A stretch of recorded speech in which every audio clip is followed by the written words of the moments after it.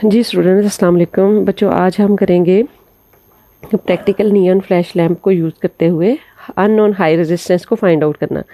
तो high resistance को find out करने के लिए आपको जो ऑपरेटर्स रिक्वायर है उसमें सबसे पहले तो आपको एक बैटरी चाहिए होगी, सप्लाई, और उसके बाद आपको चाहिए कैपेसिटर, नियॉन फ्लैश लैम्प और हाई रेजिस्टेंस।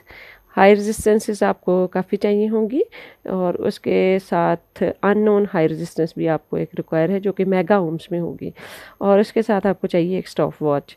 अच्छा जी, ये सारी चीज़ें जो हैं वो आजकल लैब्स में जो प्रैक्टिकल का सामान आ रहा है ना, उसमें ये सारी चीज़ें एक बिल्ट इन इसके अंदर होती हैं, यानी सर्किट सारा इसके अंदर लगा होता है। आपने जस्ट इसका स्विच जो है वो लगाना है सिंपली एसी सप्लाई के साथ जो आपकी लैब में अवेलेबल होती है, और उसके बाद आपने इसको परफॉर्म करना शुरू कर देना है। बड़ा ही आसान है।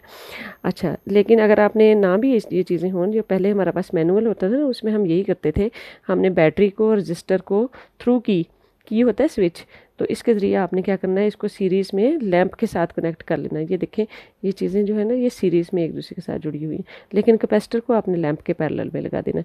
बाकी सर्किट बनाना बड़ा आसान है। तो ये आपकी सर्किट डायग्राम होगी। यहाँ से यानी कि आपने अपनी शीट पे जो आंसर शीट होगी ना प्रैक्टिकल की, वो आपने पहले इसका नाम लिखा, उसके बाद आपने उसकी सर्किट डायग्राम बना दी। सर्किट डायग्राम यहाँ भी बनी हुई है, यहाँ से आप देख सकते हैं। अच्छा, ये वाली सर्किट डायग्राम है जो आपने बना दी, उसके बाद आपने इसकी करनी है ऑब्जर्वेशन। ऑब्जर्वेशन के लिए आपको ये टेबल रिक्वायर होगा। अच्छा, टेबल में आपने कौन कौन सी चीज़ें नोट करनी है? पहली बात तो ये होती है नंबर ऑफ़ ऑब्जर्वेशन, वो हम 1 2 3 4 5, क्योंकि इसमें ग्राफ बनेगा तो ग्राफ के लिए हमें 5 जो है कम से कम रिक्वायर होती हैं, हमें वैल्यूज़ जो है वो लेनी होती हैं। तो पहली चीज़ जो आपने नोट करनी है वो हाई रेजिस्टेंस, दूसरा आपने टाइम। दो ही चीज़ें नोट करनी है, हाई रेजिस्टेंस और टाइम। टाइम को हम 2 दफ़ा इसलिए नोट कर लेते हैं, T1 T2 और फिर मीन निकाल के, ताकि जो एरर है वो रिड्यूस हो जाए, या एरर जो है वो ख़त्म हो जाए। उसके बाद टाइम पीरियड आपने निकाल लेना है। पहले आपने 20 फ्लैशेस का टाइम जो है वो नोट करना है, जैसे हम पेंडुलम में करते हैं। ठीक है, कि जितनी 20 टाइम्स ये बल्ब जो है वो ऑन होगा तो आपने वो टाइम जो है वो नोट कर लेना है, 20 काउंट्स का।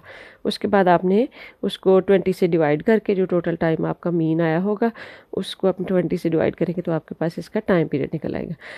अच्छा जी, अभी हम अपना प्रैक्टिकल स्टार्ट करते हैं। हम पहली रीडिंग ये पहले देखें, ये वाला जो है ये पहले ना इस वक्त आपकी रेजिस्टेंस 0 पे है, तो आपका जो लैंप है वो ऑफ है। ठीक है, अभी मैं इसको स्टार्ट करूँगी। ये देखें, ये जैसे मैंने इसको किया, ये फ्लैशेस जो है ना ये जलना शुरू हो गई, नज़र आ रही हैं। ठीक है। अच्छा बच्चे, जैसे ही आप इसकी रेजिस्टेंस जो है ना वो बढ़ाते जाएंगे ना, ये मैंने 1 मेगा ओम पे की है, इस वक्त ये मेगा ओम्स में है। अब मैं इसको 2 मेगा ओम पे कर देती हूँ ना, तो आप देखें ये टाइम जो है वो इस तरह से रिड्यूस हो जाएगा, देर से जो है वो फ्लैश ऑन होगा। अच्छा, उसके बाद अगला देखें, इसको मैंने 3 पे कर दिया, अब और ज़्यादा स्लो हो गया। तो इसी तरह आप 4 पे करेंगे, तो आप क्या करेंगे, 1 mega ohm, 2 mega ohm, 3 mega ohm, 4 mega ohm, इन पे आप जो है ना 20 फ्लैशेस का टाइम काउंट करेंगे। अभी मैं एक आपको करके दिखाती हूँ, उसके बाद जो है हम अननोन जो है वो रेजिस्टेंस फाइंड आउट करेंगे।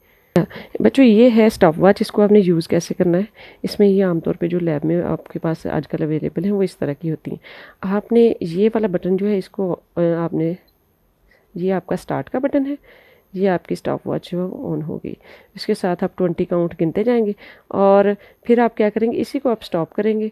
ये वाला जो होता है सेंटर में जो है, इसको आपने नहीं छेड़ना, क्योंकि ये टाइम दूसरा आपको दिखाना शुरू कर देता है। अब हम जो है अपना ये वाला टाइम देख रहे थे, आपने यहाँ से इसको स्टॉप किया था, यहीं से स्टार्ट किया था, यहाँ से आप इसको रीसेट कर लेंगे। ये स्टार्ट, यही स्टॉप और ये रीसेट। ठीक है। अच्छा, इसके बाद अब हम स्टार्ट करते हैं अपनी 20 काउंट्स का टाइम। इसमें ये देखें, जैसे ही ये काउंट जो है वो शुरू होगी ना, आप इसी एक ऑन पे इसको स्टार्ट कर लें। ये देखें, ये मैंने इसको स्टार्ट कर लिया। अब मैं काउंट कर रही हूँ, इस वक्त 5 फ्लैशेस हो गई हैं।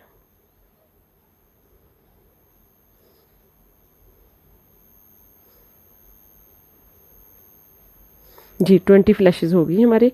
और जी बच्चों, 1 मेगा ओम रेजिस्टेंस पे 20 फ्लैशेस का टाइम मेरे पास आया है 14 सेकेंड, या 14.93 सेकेंड।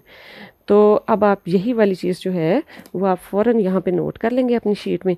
पहली आपकी ऑब्जर्वेशन हो गई है नंबर 1 ऑब्जर्वेशन आपके पास 1 मेगा ओम रेजिस्टेंस, वो आपने ऑलरेडी पहले यूनिट लिखा हुआ है, दोबारा लिखने की ज़रूरत नहीं है।